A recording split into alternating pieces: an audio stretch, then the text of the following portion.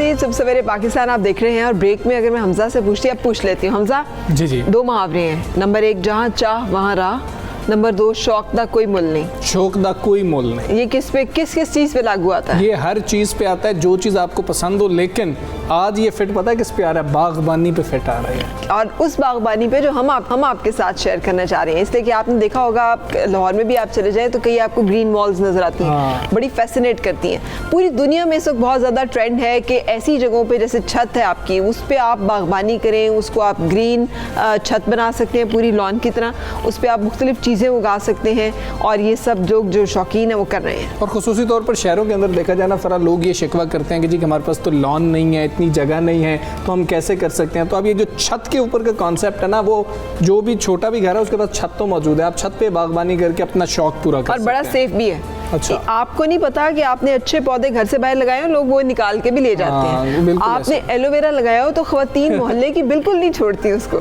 और कोई फ्रूट लग जाए उस दरख्त के ऊपर तो कहते हैं ना, जहाँ बेरी हो वहाँ पत्थर तो आते ही हैं। तो इतने पत्थर आते हैं कि आप उस परेशान हो जाते हैं। और बहुत सारी चीज़ों से इमोशनल अटैचमेंट होती है। मेरे घर के बाहर एक दरख्त लगा हुआ है। कल मेरे बेटे ने मुझे फ़ोन किया, वो रो रहा था तकरीबन कि उसके पत्ते सारे उतार दिए हैं साथ वालों ने। मैंने कहा बेटे वो पत्ते गिर रहे होंगे तो उन्होंने उतार दिए। नहीं, उन्होंने क्यों उतारे हैं? अब वो उनको समझाना मुश्किल था कि अटैचमेंट होती है आपकी कुछ चीज़ों से। कुछ दरख्त आपके लिए बहुत प्यारे होते हैं, बहुत आपको अजीज होते हैं। और ये पूरी एक एक्टिविटी है। और फरा ये जो शौक है ये हर किसी को नहीं है, लेकिन जिस किसी को भी है उसको फिर ये ऐसा शौक है कि शौक दा कोई मोल नहीं है, वही वाला हिसाब है। डॉक्टर मोहम्मद अजीम खान हमारे साथ हैं, चेयरमैन है PRC के, जो हमें बताएंगे, क्योंकि वो खुद भी चेयरमैन तो है ही PRC के, लेकिन खुद भी वो गार्डनिंग करते हैं, रूफटॉप गार्डनिंग। अस्सलाम वालेकुम डॉक्टर मोहम्मद अजीम खान साहब, सुबह बखैर, शुक्रिया ज्वाइन करने के लिए।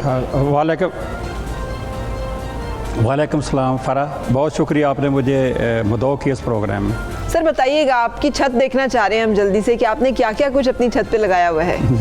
जी फरा, मैं आपको बताऊं कि जहां से आपने अभी बात मैंने सुनी कि आपने कहा कि शौक दा कोई मोल नहीं, असल बात ये है, ये मुझे तकरीबन ये एक छोटा सा इलाका है, इसे कहते हैं शहजाद टाउन। काफ़ी मशहूर भी है कई हवालों से। यहाँ ये तकरीबन 8 मरले का घर है। और ये बिल्कुल सही मैंने सुना, और ये सही कहा गया कि ये छोटे घर जिनमें लान नहीं होते उनका ये मॉडल है। तो मैं यहाँ तकरीबन 17 साल से रह रहा हूँ, और तकरीबन मुझे ये रूफ गार्डनिंग जो करते हुए भी 7 साल 8 साल हो गए हैं। अच्छा। और ये मॉडल हम कई दफ़ा लोगों को ला के दिखा चुके हैं, और मेरी ख्वाहिश है एज ए चेयरमैन भी कि लोग इस मॉडल को अपनाएं और इससे बेतहाशा इसके फ़ायदे हैं और उससे मुस्तफ़ीद हों। सबसे बड़ी बात तो ये है कि ये कोई बड़ा लेबोरियस जॉब नहीं है। आज आपकी जो टीम थी, इन्होंने यहाँ थोड़ा सा इसको थोड़े से इन्होंने यहाँ क्लिप्स भी लिए हैं, लेकिन सी के मेरे ख्याल आधे घंटे में जो मैंने अगले 6 महीने में जो इस घर से मैंने छत से मैंने वेजिटेबल हार्वेस्ट करनी है, उसकी मैंने प्लांटिंग की है आज। और 2 घंटे मैंने पहले लगाए होंगे इसकी ज़मीन की तैयारी में। तो ये बड़ा एक बहुत ज़्यादा टाइम कंज्यूमिंग जॉब भी नहीं है, और बहुत ज़्यादा देखने वालों को दिखा दीजिए इस वक्त कि कैसे करना है, क्या चीज़ें इस्तेमाल होंगी, क्या चीज़ें। हाँ, मैं अभी दिखा रहा हूँ, ये फोकस भी कर रहे हैं। अगर आप ये देखें तो ये इसके थर्मोपोल के गमले हैं, ये बेसिकली पैकिंग है। अच्छा। इसमें बेतहाशा मटेरियल अवेलेबल है मार्केट में भी जो सस्ता है। तो ये पैकिंग है जो आमतौर पे ज़ाया हो जाती है। तो इस पैकिंग के ये जो डब्बे हैं ये यूज़ किए गए हैं। इनमें को तकरीबन 8-10 साल पहले मिट्टी डाली गई थी, वही मिट्टी है। और इन्हीं में पौधे जो है लगा। अगर आप देखें तो ये आज ही इसकी थोड़ी सी ज़मीन को तैयार करके तो इसमें हमने ये पौधे जो है ये कॉलीफ्लावर के या गोभी के पौधे लगाए हैं, जिसकी मुख्तलिफ़ किस्में हैं, और मुख्तलिफ़ सलाद आज लगाए हैं हमने। तो आप ये देख सकते हैं यहाँ। तो अच्छा डॉक्टर साहब, ये बहुत अच्छा आइडिया है, क्योंकि मेरे जहन में ना यही आ रहा था कि छत पे इतना वजन गमलों का देखने में ऐसे लग रहे थे जैसे सीमेंट की बनी हुई क्यारियाँ रखी हुई हैं आपने। लेकिन ये स्पेशल बनवाए गए हैं, ये नर्सरियों पे इस तरह से दस्तयाब होंगे, कोई भी जाके मांगे तो?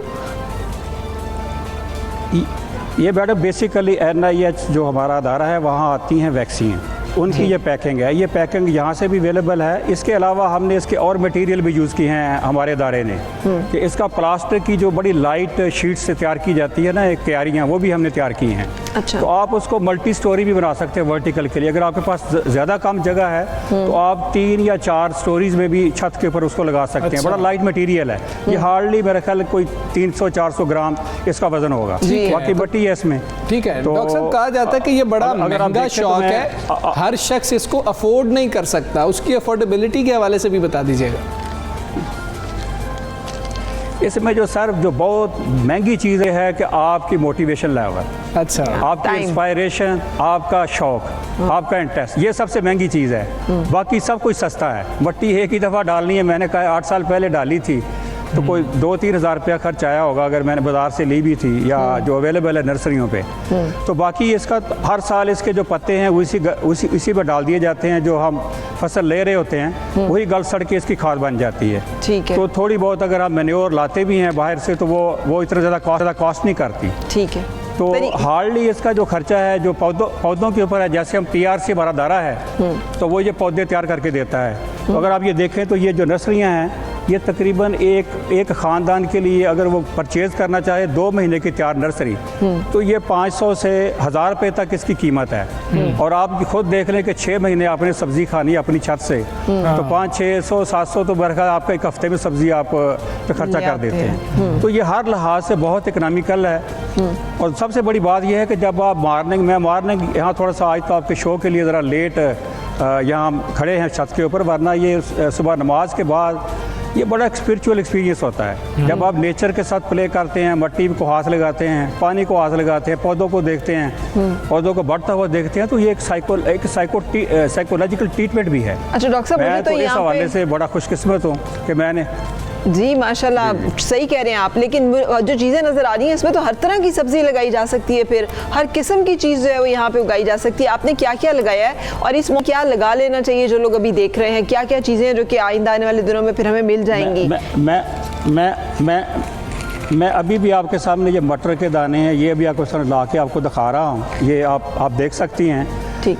तो इस वक्त जो है बटर की सब्ज़ी जो है वो लगाई जा रही है, पालक लगाई जा रही है, सलाद लगाए जा रहे हैं, बंद गोभी है, धनिया है और ब्रोकली है। ये तमाम चीज़ें इस वक्त इनका ये सीज़न है और ये आसानी से आप और ये हमने जो अपने किताबचे छापे हैं या हमने एक पैकेट बनाया है, उस पैकेट के ऊपर इनकी तमाम हदायत भी मौजूद हैं। लेकिन अगर कोई ये मेहनत नहीं करना चाहता तो हमारे अदारों के साथ रब्ता करके ये पौधे डायरेक्टली 1.5-2 महीने के तैयार ट्रे में कप्स में वो ले सकता है। ठीक। और ये तकरीबन जब वो लगाएगा तो 15 से 20 दिन में ये जो पौधे हैं ये फल फूल पे आ जाएंगे और बड़ी जल्दी तैयार हो जाएंगे। आपको 3 महीने 2.5 महीने इंतज़ार नहीं करना पड़ेगा। ठीक है। डॉक्टर साहब जो सबसे ज़्यादा इंस्पायर इस कल्चर को प्रमोट भी हाँ जी, मुझे जो सबसे ज़्यादा अच्छी लग रही है ना वो आपकी पैकिंग में जो आपने लगाया है। इससे कि मुझे मालूम है ना कि छत के ऊपर कोई चीज़ रखने की बात हो तो अब्बू मेरे बहुत डांट देते थे, कहते थे छत पे इतना वजन नहीं डाला करते कि वो छत जो है वो उस पर। हाँ, और डॉक्टर साहब से लोग इससे डरते हैं। और अब इसको ये भी फ़र्क आ जा रहा है कि इससे आप आपका जो टेम्परेचर है ना उसको बहुत बेहतर कर लेते हैं। तो टेम्परेचर पर कितना फ़र्क पड़ता है डॉक्टर साहब? मैं आपको अगर बताऊं ना, मुझे आपकी बात ये सुन के बड़ी खुशी हो रही है। मैं फर्स्ट फ्लोर पे रह रहा हूँ पिछले तकरीबन 12 साल से। ठीक। और मेरे घर में जो भी मेहमान आता है वो हैरान रह जाता है, वो कहते हैं ये ग्राउंड फ्लोर से ज़्यादा आपका टेम्परेचर जो है ये बियरेबल है समर में भी, सख्त समर में भी। तो ये उसकी वजह यह है कि जब ये सब्ज़ा छत के ऊपर होता है तो ये एक किस्म की मल्चिंग हो जाती है उसके ऊपर और ये प्रोटेक्ट करता है। और जब आप पानी लगाते हैं तो उसके एक माइक्रो क्लाइमेट यहाँ एनवायरनमेंट जनरेट हो जाती है। ये जो माइक्रो क्लाइमेट है ये छत के ऊपर हेल्प करती है जो हमारे वेदर के इफेक्ट्स हैं उनको जो है मैनेज करने में। बिल्कुल। और आपका जो घर है ये आपको गर्मियों में भी बिल्कुल आपको ये कूल एनवायरनमेंट जो है प्रोवाइड करता है। अच्छा, फिर सब्जियां भी तो ऑर्गेनिक ये और आके उनको छत पे। ठीक है, ये ऑर्गेनिक फार्मिंग भी तो होगी ना कि हमें वो बहुत ज़्यादा स्प्रे वाली सब्जियां नहीं मिल रही, गंदे पानी वाली नहीं मिल रही, बहुत ज़्यादा महंगी नहीं मिल रही, तरोताज़ा मिल रही हैं। सारे उनके विटामिन्स जो हैं उनके अंदर हैं, आप उन्हें उसी वक्त तोड़ें बनाएं, ग़िज़ाइयत भी आपको मिल रही है, सेहत भी मिल रही है। और मैं आपको बताऊं यही सबसे बड़ा अहम पहलू था। और जब मैंने ये शुरू किया था, मैं हूँ तो एग्रीकल्चरिस्ट, मैंने फैसलाबाद एग्रीकल्चर यूनिवर्सिटी से MSc की डिग्री की थी और PhD मैंने UK से की थी। तो मैं ये जानता था सारी चीज़ें के, और ये भी जानता था कि सब्जियां कहाँ से आती हैं, अर्बन पेरी अर्बन जगहों से आती हैं, वहाँ सीवेज वाटर यूज़ होता है। तो यही एक वजह थी ये मुझे काम शुरू करने में। और मैं आपको बताऊं कि अगर आप देखें कि ये कंपोस्ट है, ये गली सड़ी खाद है, ये है इसकी खुराक सारी, और ये साल में 2 दफ़ा हम यूज़ करते हैं। और इसी से, और अगर आप ये साथ देखें पुदीना, ये अगर आपको नज़र आ रहा होगा, इतना हेल्दी पुदीना आपने कम ही देखा होगा गमले में लगा हुआ। तो ये इस तरह से, और ये बिल्कुल ऑर्गेनिक है, इसमें किसी किस्म का कोई केमिकल नहीं है। अगर आपको इन्होंने कुछ क्लिप्स लिए थे जब मैं इसको थोड़ी सी ज़मीन तैयार कर रहा था, तो इसमें कैचवे हैं जिसको हम अर्थवर्म कहते हैं। तो अर्थवर्म उसी ज़मीन पे होते हैं जिसमें कोई केमिकल यूज़ ना हो। जैसे मैं इसको खाड़ता हूँ तो 15-15, 20-20 अर्थवर्म फी गमले में मुझे मिलते हैं। और यही इस पत्तों को खाद बनाते हैं और यही इसकी ग़िज़ाइयत के लिए काम आते हैं। अच्छा डॉक्टर साहब, बहुत सारे लोगों ने ना छत पे, बिल्कुल सही, बहुत सारे लोगों ने छत पे लॉन भी बनाया होता है जिसे ग्रीन रूफ कहते हैं, उसका भी तरीका बता दीजिए, उसके लिए चीज़ें कहाँ से अवेलेबल? देखिए जी, जो छत के ऊपर जो बनाना है ना जी लान, वो पॉसिबल है, वो बिल्कुल पॉसिबल है। और उसमें नीचे ज़्यादा नहीं, आप आजकल इसका जियो मेम्ब्रेन का इस्तेमाल आम हो रहा है, जो कि छत के नीचे पानी वगैरह सीपेज में को रोकता है। बिल्कुल ठीक है डॉक्टर साहब, बहुत शुक्रिया आपका, बहुत इन्फॉर्मेटिव था। अभी फरा एक बहुत ही अच्छी खबर है, आज सालगिरह है हमारे कप्तान की, और ये है हमारे T20 टीम के कप्तान बाबर आजम। इसे कहते हैं अच्छा वक्त चलना। ये में 2 खुशखबरियां उन्हें इकट्ठी, एक तो उनकी बर्थडे और जैसे सरफराज ने उनको किया विश, हम भी उसी तरह से करेंगे, हैप्पी बर्थडे बॉबी। आपको पता है सरफराज अहमद ने जो उनको विश किया तो उनके निकनेम के साथ किया, विच इज़ वेरी क्यूट। और उसके साथ उनको ये जो खुशखबरी मिली है कि वो वर्ल्ड कप तक जो है कैप्टन भी है। ये अच्छा है, ये फैसला भी बहुत अच्छा है कि उनको पता भी हो इस चीज़ का कि अब मैंने ही वर्ल्ड कप में टीम को लीड करना है और मैं ही लेके चलूंगा। फरा, इनकी कवर ड्राइव है जिसकी वजह से विराट कोहली के साथ इनका ना मवाजना किया गया था, और कवर ड्राइव इतने हैं ना, दिल गार्डन हो जाता है। अभी हम वहाँ की बात कर रहे थे, happy birthday Babar Azam, happy birthday captain, और बड़ा इनको जो है ना सराहा जा रहा है। और ये कहा गया जब बाबर आजम आए फरा, इन्होंने तेज़ तरीन 1000 रन स्कोर किए, जिसके बाद लोगों ने कहा, आलमी जो मीडिया था उसने बहुत ज़्यादा सराहा, और बाबर आजम कंसिस्टेंट है। हम उम्मीद करते हैं कि अगली सालगिरह भी जब हम उन्हें विश कर रहे हो वो इसी तरह से कंसिस्टेंट बैटिंग। और मुझे उसमें जो सबसे अच्छी बात लगी, जो पिछले दिन उन्होंने स्टेटमेंट दी, उन्होंने कहा जो प्रेशर होता है ना, जब मैं बैठा हुआ इंतजार कर रहा होता हूँ तो मैं उस प्रेशर को वेंट करता हूँ, मैं बात करता हूँ लोगों से इर्द गिर्द। बाबर आजम अपना प्रेशर इस तरह से मैनेज करते हैं, स्ट्रेस मैनेज करते हैं, तो आप और हम भी कर सकते हैं। एक दूसरे से बात करें, कनेक्ट करें। ये हम विश करते हुए बाबर आजम को सालगिरह मुबारक कहते हुए उनकी दी हुई टिप जो है वो भी आपके साथ शेयर कर रहे हैं। और एक और बात भी हमने आज शेयर करनी है, चूँकि मेरा ताल्लुक भी देहातों से है और मैं जानती हूँ कि देहात में जो ख़वातीन होती हैं वो कितनी अहम होती हैं। अगर मर्द जो है उसके साथ खातून खेतों में काम ना करे, ये मुख्तलिफ़ किस्म के काम है, कपास लगाई है तो चुनना है, अगर लाइफ स्टॉक है तो दोहना है, उसका ख्याल करना है, घर को सारे को लुक आफ्टर करने के साथ साथ वो भरपूर हिस्सा लेती हैं ज़िंदगी के मईशत के तमाम निज़ाम में जो कि देहाती ज़िंदगी का है, लेकिन सराहा नहीं जाता। बिल्कुल ऐसे ही है। जवाबन कोई उनको ये भी नहीं कहता कि ये तुमने काम किया था, उसका कोई उनको मुआवजा तो क्या चाहिए, उनको उस चीज़ की एप्रिसिएशन तक नहीं मिलती, उस चीज़ को कहा ही नहीं जाता कि ये आपने काम किया। बहुत मुश्किल ज़िंदगी गुजार रही है। बिल्कुल, तो आप अपने घरों में और अपने इर्द गिर्द मौजूद उन ख़वातीन की हौसला अफजाई करें जो बहुत मुश्किल कठिन काम जो है वो करती हैं, दोहरी जिम्मेदारियाँ वो अपने सरों पर उठाती हैं, बहुत सख्त के टेम्परेचर्स में, बहुत सख्त जिसे कहते हैं मुश्किल में, बड़े बड़े वज़न। मैंने ऐसी ख़वातीन को भी देखा है, गांव में आप चले जाएं, पतला सा भी अगर बनेरा हो, बनना हो, और उसके ऊपर उन्होंने कितना वज़न सरों के ऊपर उठाया होता है, वो चारे की सूरत में हो सकता है, वो लाद कर लेकर आती हैं, वो सारी मुशक्क़त के काम करती हैं।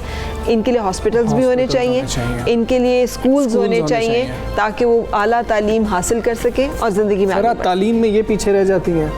तिब की जो सहूलियात होती हैं वो इनको मैसर नहीं होती हैं। और फिर जो सबसे बड़ा पाकिस्तान के अंदर तो खुसूसी तौर पे ये मसला है, जिस तरह फ़रा ने कहा कि हमारे जो ताल्लुकात जिन लोगों के देहात से होते हैं वो इस मसले को ज़्यादा बेहतर समझते हैं कि उनको जायदाद में हक़ नहीं मिलता।